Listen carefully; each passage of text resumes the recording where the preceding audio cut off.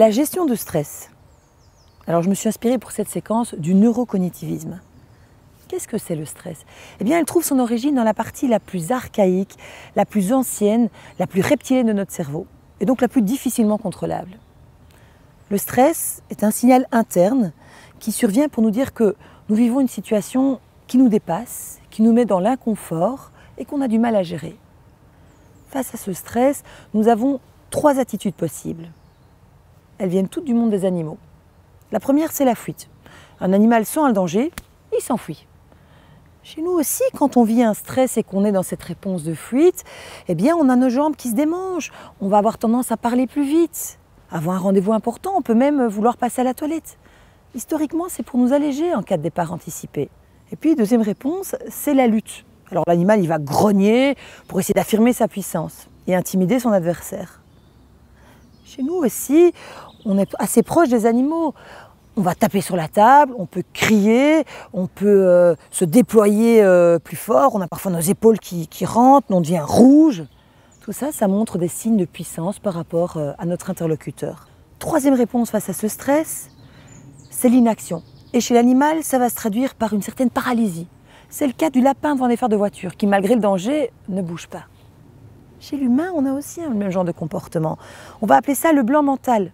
Dans une situation donnée, quand on est stressé, tout d'un coup, on ne sait plus quoi dire, on ne sait pas quoi faire, on est comme déconnecté de notre cerveau. On peut aussi être un peu désespéré, l'impression qu'on vit dans un cul-de-sac, qu'il n'y a pas de solution.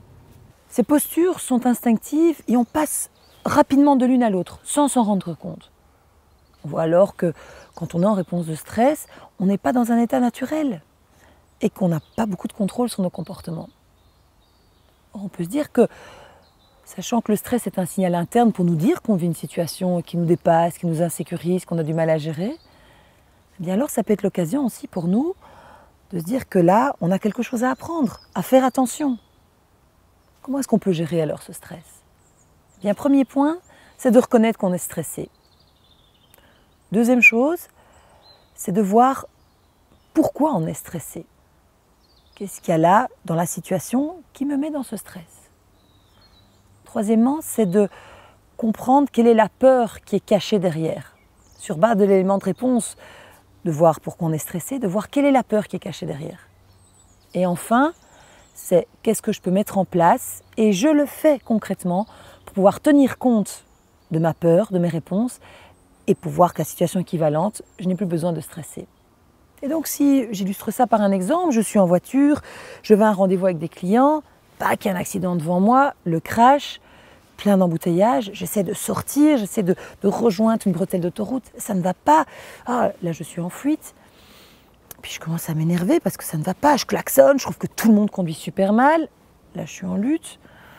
Tout d'un coup je commence à désespérer, me dire que j'y arriverai pas, je suis coincée, bloquée dans ma voiture pour toute la vie. Là, je suis en inaction. Et puis, il y a une petite percée sur la route, ça me redonne du courage, j'essaie de me faufiler. Là, je suis de nouveau en fuite. Stop. Je reconnais que je suis stressée. Puis, c'est de se dire, tiens, pourquoi est-ce que je suis stressée? Eh bien, je suis stressée parce que j'ai pas envie d'arriver en retard à ce rendez-vous. J'aime pas être en retard.